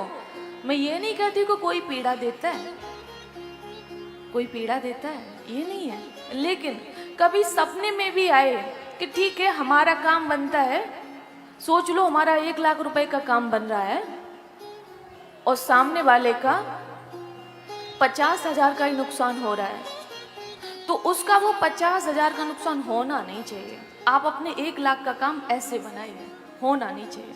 सोचो कि जब हमें कोई क्षति पहुंचाता है तो कितनी पीड़ा होती है, तो हम दूसरों को कैसे पहुंचा सकते हैं? कभी आंख नम तो कभी दुख बहुत होता है, कभी आंख नम तो कभी दुख बहुत होता है, जब कोई अपना कहकर अपने को गम देता है। न जीवित हम रहेंगे न गम देने वाले, ये सच्चाई है कि न जीवित हम रहेंगे न गम देने वाले, फिर भी एक इंसान दूसरे इंसान को क्यों दर्द देता है, ये समझ में नहीं आता, क्यों दर्द देता है। बोले बांके बिहारी लाल की जय, राधा रमण सरकार की जय हो। कथाएं बहुत होती हैं प्रभु जी, लेकिन मैं वो कथा लेके आती हूँ जिससे हमें सीख मिले। पंढरपुर महाराष्ट्र में आपको पता है राका वाका की कथा। मुझे पता है कि जो कथा के रसिक हैं उनको मालूम होगा। राका वाका रहते थे, ये पति पत्नी थे, एक का नाम राका और एक का बाका। गरीब थे लेकिन भगवान का भजन करना कभी नहीं छोड़ा। और इनकी जीविका का साधन क्या था? वन में जाना और सूखी लकड़ियों को तोड़ना और उनको मार्केट में बेच के फिर जो भी उससे पैसा मिलता था उससे अपनी रोटी खाना, जल पीना, ये था। ऐसे ही समय बीतता गया, काफी समय हो गया। तो एक दिन भगवान को दया आई कि हमारा भजन करते हैं और जिसे कहते हैं कि लकड़ी को बेचकर नमक रोटी ही व्यक्ति खा सकता है, शाही पनीर नहीं खा सकता है। तो भगवान ने कहा कि आज ऐसा करते हैं, इन्हें थोड़ा धन देते हैं। तो एक थैला लिया, उसमें सोना डायमंड भर के, और रास्ता में भगवान ने डाल दिया। वो वन में जा रहे थे और उसी रास्ता में डाल दिया। आगे उसका पति था। जैसे ही उसके पति ने देखा कि थैला पड़ा है, पत्नी थोड़ी पीछे थी तो उसके ऊपर मिट्टी डालने लगा कि शायद पत्नी के मन में लालच आ जाए तो इस थैले को उठा लेगी। लेकिन ये थैला किसी का होगा, अगर उसके पास ये नहीं पहुंचा, उसको नहीं मिला तो उसे कितना कष्ट होगा। उसे ये लगा, तो बोले हो सकता है कि पत्नी के मन में लालच आ जाए तो मिट्टी डाल दो। इतने में उसकी पत्नी आ गई, मिट्टी डाल रहे थे। पत्नी ने कहा कि महाराज आप ये क्या कर रहे हो? बोले कुछ नहीं। बोले नहीं नहीं कुछ कर रहे हो। बोले क्षमा करना, दोनों में प्रेम बहुत था। बोले क्षमा करना, ये किसी राहगीर का थैला है, इसमें बहुत सोना है और डायमंड है, हीरा आदि। बोले तो हमें लगा कि कहीं तुम्हारे मन में कुछ लालच ना आ जाए तो हम मिट्टी डालने लगे। तो जानते उसकी पत्नी ने क्या कहा? बोले महाराज आप कह रहे हो इसलिए मिट्टी डाल रहे, लेकिन मिट्टी को मिट्टी से क्यों ढक रहे हो? शब्द देखिए, मिट्टी को मिट्टी से क्यों ढक रहे हो? बोले नहीं नहीं, अंदर मिट्टी नहीं है, सोना है, चांदी है, हीरे हैं, मिट्टी नहीं है। बोले नहीं, पर संपत्ति लोष्टवत, पराई संपत्ति तो मिट्टी के समान है, तो मिट्टी को मिट्टी से क्यों ढक रहे हो? बोले महाराज, जितने आप हो ना त्यागी, स्वाभिमानी, उससे ज्यादा मैं हूं। राका बांका को वहां पर दोनों को बहुत वैराग्य हुआ। पति पत्नी को, पति पत्नी के प्रति भावुक है और पत्नी पति के प्रति भावुक है। कि पति ढक रहा है कि अगर वो लेने आएगा जिसका ये थैला, तो उसे कितना कष्ट होगा, और आएगा जरूर, उसको मालूम है। और इधर वो कह रही कि मिट्टी को मिट्टी से क्यों ढक रहे हो? संतोष सबसे बड़ा धन होता है, संतोष। अब एक दिन भगवान को दया आई, थैला तो उन्होंने नहीं उठाया, भगवान परेशान हो गए, बोले ये तो थैला ही नहीं उठा रहे। तो भगवान बड़े परेशान हुए, तो एक दिन क्या किया, ये कमजोर है, इनका शरीर कमजोर है, तो लाओ वन में लकड़ी को काट के रख देते हैं। अब लकड़ी का एक गट्ठर बना के भगवान ने रख दिया। ये वन में गए, चारों तरफ इन्होंने देखे वृक्षों पे कोई सूखी लकड़ी नहीं, पास में ही देखा कि गट्ठर बंधा हुआ रखा है। तो एक दूसरे से कहने लगे, आज ऐसा करेंगे, हम लोग जल पान करके ही रहेंगे। ये शायद कोई और लकड़ी काट के रख गया है, अगर हम इसको उठा लेंगे तो उसकी जीविका का साधन कैसे चलेगा? आज जैसे इस लकड़ी को बेच के हम अपने घर का चूल्हा जला लेंगे, लेकिन उसके तो चूल्हे में आग नहीं जलेगी ना, उसे तो भोजन नहीं मिलेगा ना। और कहते हैं कि एक दिन इसी कलयुग के वो हैं, इसी कलयुग के, और एक दिन उन्हें भगवान ने दर्शन दिया, और भजन करते हुए एक दिन उन्हें भगवत प्राप्ति हुई। संतोष, सर्पा पिबंति पवनम न च दुर्बलास्ते, शुष्कई तृणई बन गजा बलिनो भवंती, और कंदई फलई मुनि गड़ा गमयंती कालम। क्यों? संतोष एव पुरुषस्य परम निदानम। जो सर्प होता है ना अजगर का, मैंने एक दिन निवेदन किया था, उससे जो मिल जाए वो खा लेता है, और नहीं तो वायु का पान करता है। वो आपके घर में नहीं आएगा, कभी नहीं मिलेगा, कोई सर्प अजगर नहीं मिलेगा आपको, क्योंकि वो संतोषी है, और फिर भी इतना मोटा है, और ऊपर से उसका स्किन भी इतना चिकना, जैसे फेशियल करा दो, स्किन भी बहुत अच्छा उसका, क्यों? संतोषी है। और शुष्कई तृणई बन गजा बलिनो भवंती, वन के जो हाथी होते हैं पत्ते ही तो खाते हैं, या वन में जो से फल मिल जाए वो खा लेते हैं। बेचारे पेड़ पे चढ़ नहीं सकते, पत्ते भी वो जो नीचे गिरते हो, और फिर भी कैसे हैं? अभी एक ही यहाँ पे आ जाए, एक नहीं बचेगा। क्यों? संतोषी हैं, इसलिए मोटे हैं। कंदई फलई मुनिगड़ा गमयंती कालम, समय व्यतीत करते हैं जो वन में योगी महापुरुष तप करते हैं, फल खा के, जल पी के, और उसके बाद भी देखो मोटे तंगड़े होते हैं। और एक मोटापा होता है कि जो बीमारी पैदा करता, वो स्वस्थ होते हैं। तो शास्त्र कहते हैं कि संतोष एव पुरुषस्य परम निदान, संतोष रूपी धन होना आवश्यक है। बोले बाकी बिहारी लाल की, अभी टाइम, राधा रमण सरकार की। आइए हम सभी एक भजन, श्री धाम वृंदावन में है ना, तो मैंने कहा था कि राधा जी और कृष्ण भगवान पीछा थोड़ी छोड़ेंगे। राम जी की कथा है, लेकिन वो पीछा नहीं छोड़ेंगे, कहेंगे पहले हमें याद करो, पहले हमारा गुणगान करो, तब राम जी का।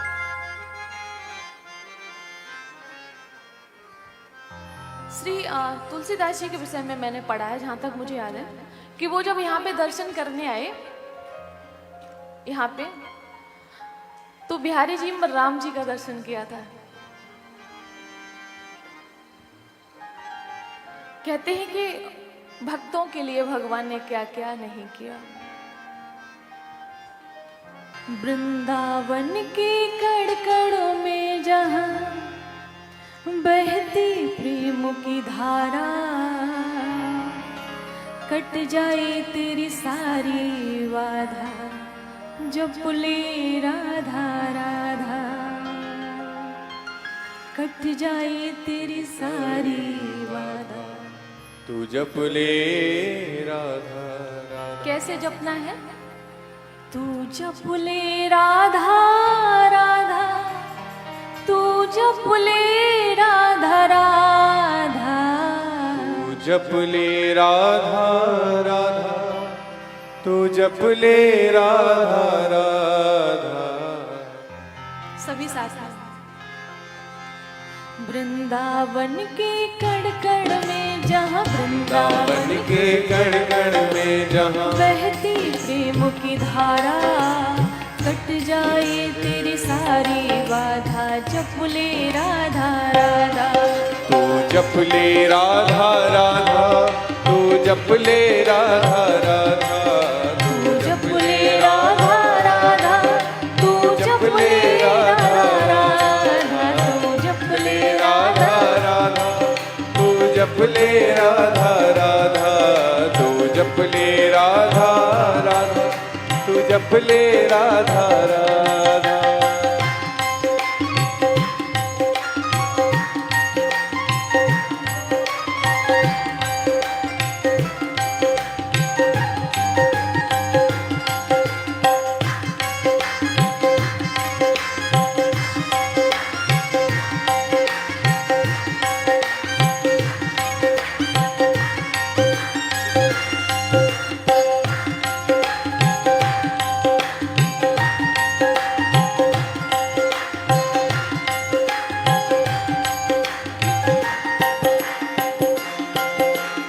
शिव ब्रह्मासन का दिक गावे राधे राधे नाम, राधे नाम पेरी जे प्यारे मनमोहन घनश्याम। शिव ब्रह्मासन का दिख आए राधे राधे नाम, राधे नाम पेरी जे प्यारे मनमोहन घनश्याम। बिन राधा की दुनिया तो क्या,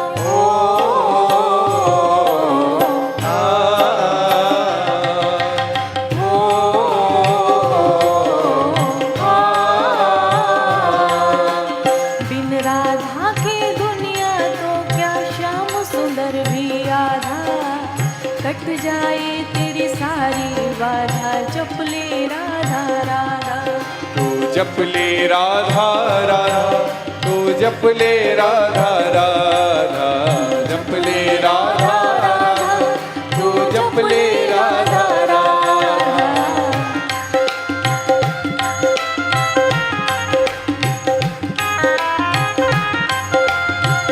श्री राधे।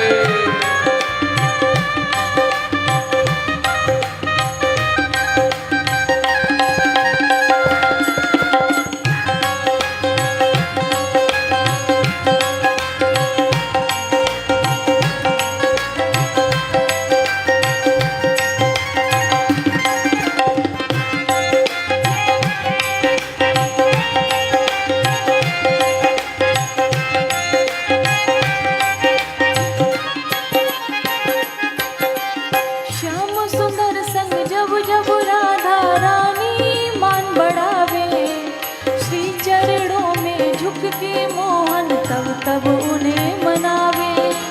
श्याम सुंदर संग जब जब राधा रानी मान बढ़ावे, श्री चरणन में गिर के मोहन तब तब उनको मनावे।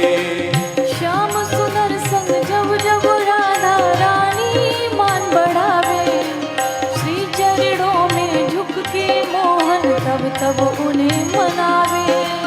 श्याम सुंदर संग जब जब राधा रानी मान बढ़ावे, श्री चरणन में गिर के मोहन तब तब उनको मनावे। कहते हैं कि इस प्रेम को आज तक कोई समझ नहीं पाया, राधा कृष्ण के प्रेम को कोई समझ नहीं पाया। राधा जी ने कृष्ण भगवान से कहा कि तुम सकल चराचर में हो, ये हमें पता है, और हम ये भी जानते हैं कि हमारे होकर भी तुम हमारे नहीं हो। सकल चराचर में हो और हमारे होकर भी हमारे नहीं हो। बोले कितना दुख होता होगा हमको कि हम आपके हो भी नहीं सकते और आपको खो भी नहीं सकते। कितना दुख होता होगा। ऋषि मुनि भी समझ न पाए। ओ आ ओ आ ऋषि मुनि भी समझ न पाए, ऐसो प्रेम अगाधा कट जाए तेरी सारी बाधा। जप ले राधा राधा, तू जप ले राधा राधा, तू जप ले राधा राधा, जप ले राधा राधा, तू जप ले राधा राधा।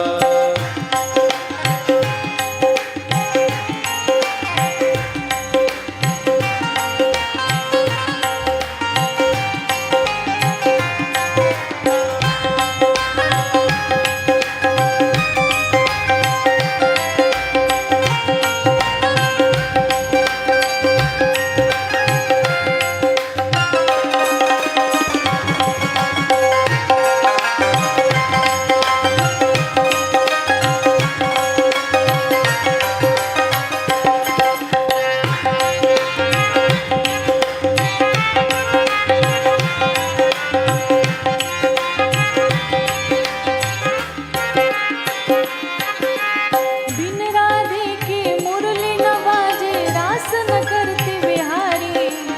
राधा रमण के दिल की धड़कन, श्री जी श्यामा प्यारी। बिन राधा के मुरली न बाजे, रास न करते बिहारी। राधा रमण की दिल की धड़कन, श्री जी श्यामा प्यारी। बिन राधे के मुरली न बाजे, रास न करते बिहारी। राधा रमण के दिल की धड़कन, श्री जी श्यामा प्यारी। बिन राधा के मुरली न बाजे, रास न करते बिहारी। राधा रमण की दिल की धड़कन, श्री जी श्यामा प्यारी। अगर जाते हो कि पार जाएं, अगर चाहते हो, कल कहा था ना अभी बीच में तो डूबने का चांस है, तो दोनों हाथ उठा के हम भी तेरी शरण में आए। ओ आ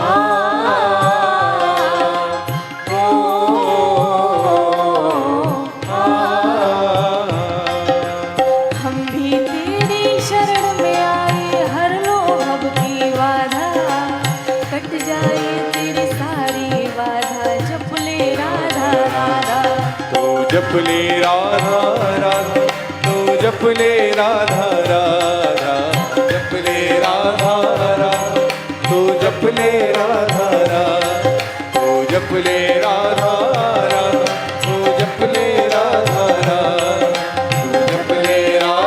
राधा, तू जप ले राधा राधा, तू जप ले राधा राधा, तू जप ले राधा राधा, तू जप ले राधा राधा, तू जप ले राधा राधा, तू जप ले राधा राधा, तू जप ले राधा राधा, तू जप ले राधा राधा।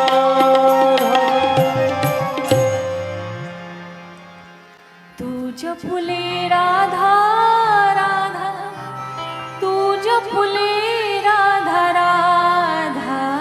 तू जप ले राधा राधा, तू जप ले राधा राधा। क्यों? वृंदावन की कड़कड़ों में जहाँ बहती प्रेमों की धारा, कट जाए तेरी सारी बाधा। जप ले राधा राधा, कट जाए तेरी सारी बाधा, तू जप ले राधा राधा। तू जप ले राधा राधा, तू जप ले राधा राधा। तू जप ले राधा राधा, तू जप ले राधा राधा। कहा था कि पिता को मनाना है तो मैया को पहले मनाओ। कोई वस्तु चाहिए तो पहले मैया को मना लो, और मैया मान जाएगी तो पिता तो अपने आप ही मान जाएंगे, क्योंकि वो चाबी है ना ताला खोलने की। इसलिए बोलिए बांके बिहारी लाल की। जय। कल आप लोगों ने सुना था शिव विवाह, बहुत संक्षेप में। अब आपको बताऊं मैं, कामदेव हम सभी जानते हैं, शिव जी तो साधना में थे, तो कामदेव गए थे शिव जी को जगाने के लिए। तो 5 बाण छोड़े और जब शिव जी के हृदय में लगे जाके तो तीसरा नेत्र खुल गया। तीसरा नेत्र खुलते ही कामदेव भस्म हो गए। जब उनकी पत्नी रति ने रुदन किया तो उन्होंने कहा कि जब द्वापर में कृष्ण अवतार लेंगे तो ये प्रद्युम्न बनकर उनके बेटा बन के आएंगे। बोले अच्छी खासी साधना कर रहे थे और जब जगाओगे तो फिर ऐसा ही होगा। अब क्रोध में क्या होता है, पहले व्यक्ति स्वयं जलता है तब दूसरे को जलाता है। अग्नि तो होगी ना शिव जी के पास। रति प्रतीक्षा करती नहीं भाई, कब हो कब हो। और पता है, आप जिन्होंने भागवत पढ़ा होगा उनको पता होगा, भागवत में लिखा है कि जब ये प्रद्युम्न वन के कामदेव का जन्म हुआ है तो रति ने सेवा की है। कथा थोड़ी लंबी है तो वहां पे पढ़िएगा आपको कि क्या लिखा है, मैं तो नहीं बताऊंगी, पढ़िएगा, क्योंकि इन्होंने इनको पालन किया, बड़ा किया। तो प्रद्युम्न का भाव अलग था। अब ये जानती थी मेरे पति हैं, तो उसको पढ़िएगा आप। इसके बाद में शिव जी विवाह करने गए तो आपको पता है कि भूत प्रेत थे बारात में। हमारी आपकी तरह तो बारात जाती नहीं है ना, तो उनके साथ भूत प्रेत थे।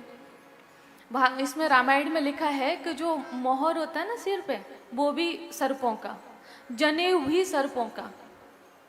देखिए यहाँ पर भी सर्प, जो यहाँ बाजू बंद होता है, कानों में भी सर्प लटक रहे हैं। मतलब यहाँ पे कहते हैं बिच्छू लटका दिए। बिच्छू में कांटा होता है ना, तो शिव जी के ऐसे कान होंगे तो उसमें कांटा उसका उलझा के ऐसे लटक रहा है। अब ऐसा भयंकर रूप देख के कोई भी डर जाएगा। तो उसी समय जब इस रूप को माता पार्वती की माँ मैना ने देखा तो वो कहने लगी कि मेरी एक बात समझ में नहीं आता है कि जिस विधाता ने तुम्हें ऐसा सुंदर रूप दिया, जिस विधाता ने, तो उस विधाता ने तुम्हारी किस्मत में ऐसा बावला दूल्हा कैसे लिख दिया। ये लिखा हुआ है, ऐसा बावला दूल्हा कैसे लिख दिया। और फिर नारद जी को खरी खोटी सुनाई, क्योंकि नारद जी ने तो कहा था जो तप करें कुमारी तुम्हारी और भाभियो मैट सखे त्रिपुरारी। बोले नारद जी का हमने क्या बिगाड़ा जो उन्होंने हमारा बना बनाया घर उजाड़ दिया। सप्तऋषियों ने कहा भी था माता पार्वती से कि उनका खुद का घर बसा नहीं है, वो तुम्हारा क्या बसा देंगे, तो इसलिए घर वापस जाओ। लेकिन वो गुरुभाव रखती थी, तो वो अपनी माँ से कह रही हैं, कर्म लिखा जो बाउर ना हो तो कत दोष लगाइए काहू, तो कत दोष लगाइए काहू। हे माँ, अगर मेरी किस्मत में ऐसा बावला दूल्हा लिखा था, वो मुझे मिला है और लिखा था इसीलिए मिला है, तो आप किसी को दोष देकर पाप क्यों लगा रही हो अपने आप को? किसी को दोष क्यों दे रही हो? किसी को दोष देने का अर्थ है कि खुद को पाप लगाना। तुम सन मिटे हैं कि विधि के अंका, मातु व्यर्थ जन ले हो कलंका, मातु व्यर्थ जन ले हो कलंका। हे माँ, क्या विधि के विधान को मेट सकती हो? अगर मेट सकती हो तो ठीक है, और अगर नहीं तो आप जो कह रही हो वो सही नहीं है। इससे आपको अपराध लगेगा, पाप लगेगा, क्योंकि मनुष्य के जो भाग्य में होता है उसे वही मिलता है। और ये सच्चाई है, मनुष्य के जो भाग्य में होता है उसे वही मिलता है। और भाग्य में होता कब है? हमारे कर्मों के आधार पर। जो बीज आज हम कर्म रूपी बो रहे हैं उसका फल हम आने वाले जन्म में पाएंगे, और जो हम बो के आए थे वो आज हम जन्म में काट रहे हैं। जब मानव इस संसार में आता है तो पुण्य और पाप दोनों साथ लेकर आता है, और जब इस संसार से जाता है तो पुण्य और पाप रूपी जो कर्म करता है उनको लेकर जाता है। जब हमारा जन्म होता है तो हमारी मृत्यु का भी जन्म होता है, और मनुष्य के पीछे पीछे चलती है। और शास्त्रों ने तो ये भी कहा है कि मानव हर काम करता है, हर काम करता है, लेकिन उसको ये नहीं पता है कि मृत्यु ने हमारे केशों को पकड़ रखा है। ये लिखा है, जो मौत है हमारे बालों को पकड़ के रखती है। बोले इसलिए मानव को जब पुण्य करे तो उसे ये लगना चाहिए कि हमारी जिंदगी बहुत छोटी है, क्योंकि ये जब भाव आएगा तभी तो करेगा। अभी तो हमें ये लगता है अभी बहुत जीवन, अभी क्या हो गया। जब पीता है तब जीने के हैं 4 दिन, तब ये कहता है कि जीने के हैं 4 दिन जब पिएगा। और जब मरता है तब कुछ निकल पाता है मुंह से, तब बोले ना है कि जीने के हैं 4 दिन, तब क्यों नहीं बोलता है। तब भगवान को याद करता है। भगवान कहते सारा जीवन तो तूने संसार में दे दिया, पीने में दे दिया, खाने में दे दिया, अब मुझे याद कर रहा है। और तब क्या होता है, गला बंद होता है, तब व्यक्ति व्याकुल होता है। तो कह रहे हैं कि तुम सन मिटे हैं कि विधि के अंका। हाँ, मैं आपसे ये निवेदन कर रही थी कि जो हम कर्म करते हैं, कर्म रूपी बीज बोते हैं, उसी का फल हमें संसार में मिलता है। और इसीलिए कहा जाता है कि मनुष्य अपने भाग्य का स्वयं निर्माता है। मनुष्य अपने भाग्य का स्वयं निर्माता है। जैसा आप कर्म करोगे वैसा ही आपका भाग्य बनेगा। हाँ, कुछ लोग कहते हैं कि भाग्य नहीं होता, होता है, बिल्कुल होता है, शास्त्रों में मैंने पढ़ा है, होता है। लेकिन भाग्य का निर्माण ईश्वर नहीं करते हैं, भाग्य का निर्माण मानव ही करता है। कर्मों के आधार पर हमारे भाग्य का निर्माण होता है। तो मनुष्य को चाहिए कि कर्म ऐसे करे ताकि हमारा भाग्य भी अच्छा बने। एक दिन निवेदन किया था कि किसी को इतनी पीड़ा दो जितनी बाद में सह सको, जो दोगे वही वापस मिलेगा। इसे तो आप टाल ही नहीं सकते, कोई बहाना भी नहीं चलेगा। तो आज अपनी माँ को समझाया है, और इसके बाद में शिव जी ने अपने वास्तविक स्वरूप का दर्शन कराया। विधिवत विवाह हुआ है। माता पार्वती वापस कैलाश पे आई हैं। वापस इसलिए बोला क्योंकि पहले से ही उनकी पत्नी थी, आई हैं। और कार्तिकेय का जन्म हुआ है। और मैं आपसे एक निवेदन करूं, कार्तिकेय का जन्म माता पार्वती से नहीं हुआ है, वो आप सब जानते हो, उनसे नहीं हुआ है। हालांकि शिव जी के पुत्र हैं, लेकिन माता पार्वती के गर्भ से जन्म नहीं हुआ है। और इसके बाद में उन्होंने तारकासुर का वध किया है। अब आज क्या हुआ कि माता पार्वती ने शिव जी को कुछ अच्छे मूड में देखा। कहते हैं ना कि जब अच्छा मूड होता है ना घर के किसी मुखिया का, तो कुछ कहने का मन करता है। पार्वती भल अवसर जानी, पार्वती भल अवसर जानी, गई शंभु पहे मातु भवानी, गई शंभु पहि मातु भवानी। एक अच्छा समय देखा। समय कौन सा? कि शिव जी खुश हैं, प्रसन्न हैं, तो क्यों ना इनसे पूर्व जन्म की बात की जाए। जानी प्रिया दरुवत की ना, जानी प्रिया आदरवत की ना, बाम भाग आसनु हर दीना, बाम भाग आसन वर दीना। आज शिव जी ने माता पार्वती को बराबर बिठाया है। बाम भाग आसन हर दीना। और कल क्या था?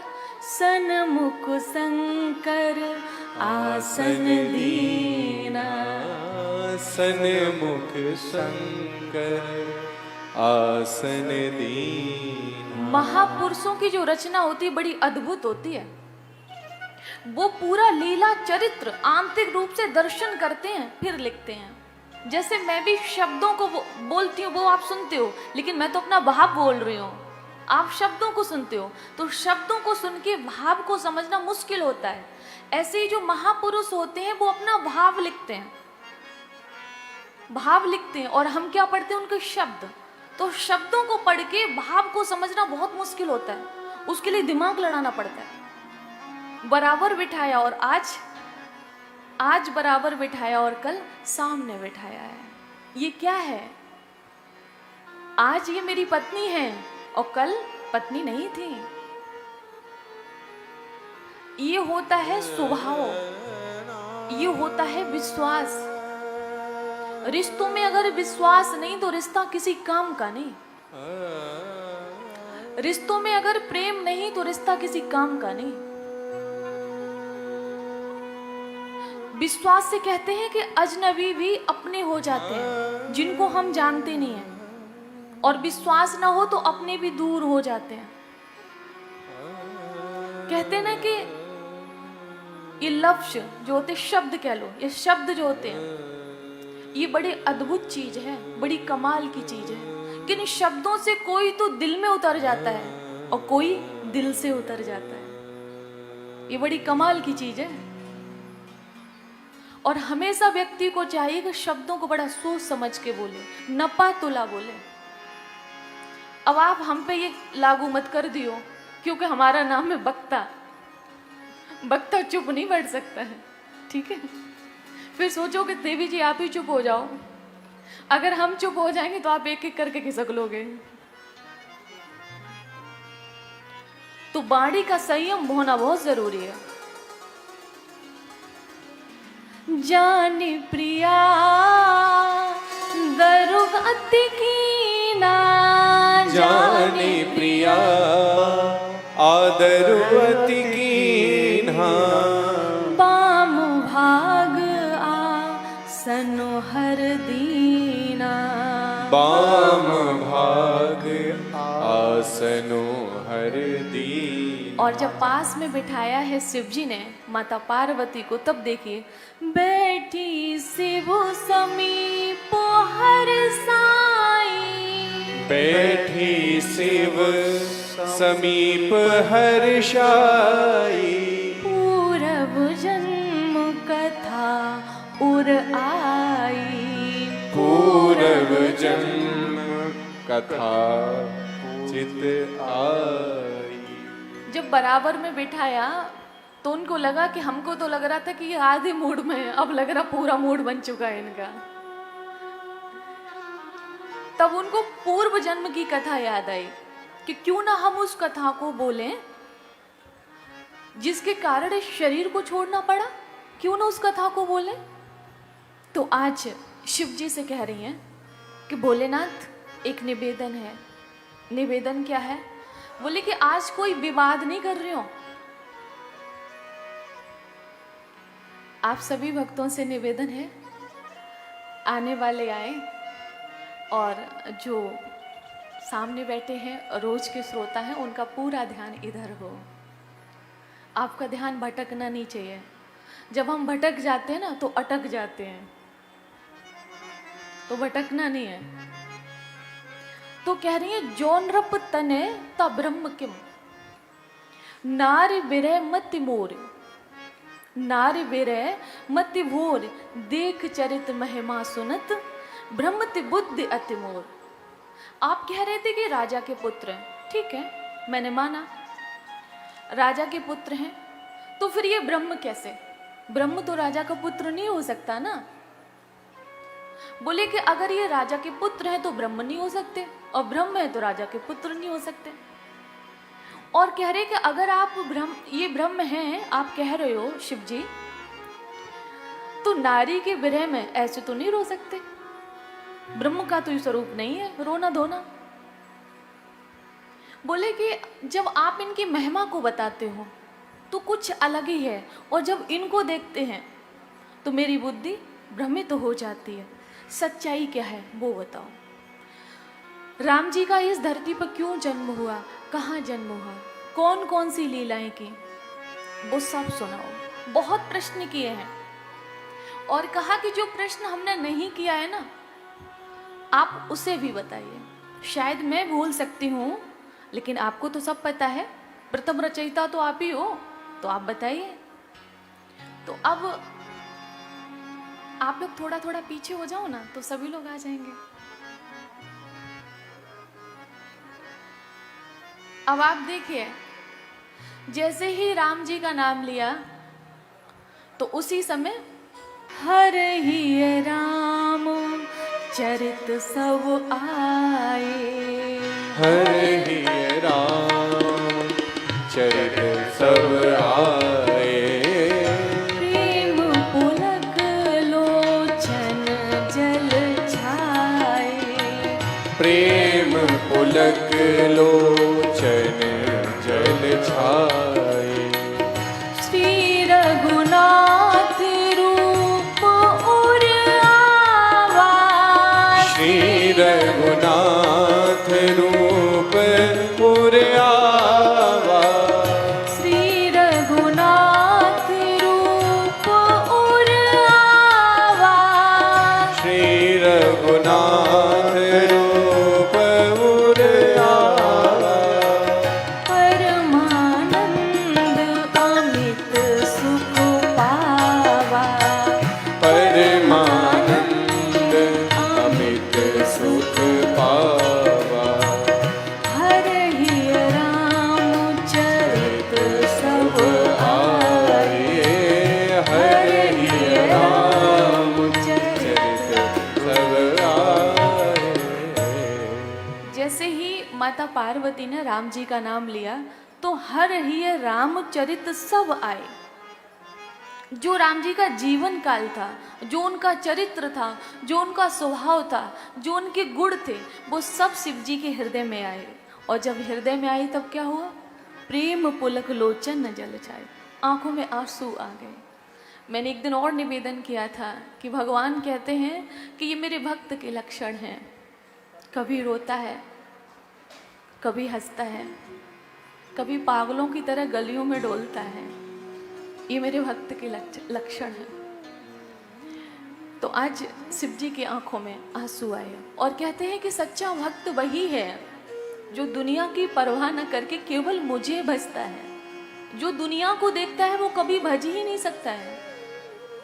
कहते ना, राधे राधे कहने की आदत सी हो गई है। चाहे लाख कोशिश कोई कर ले, भक्त कभी पीछे कदम नहीं हटाता है। प्रहलाद ने हटाया, ध्रुव जी ने हटाया, नारद जी ने भड़काया तब भी नहीं हटाया, मीरा जी ने हटाया। इनको भगवान की प्राप्ति हुई कि नहीं हुई?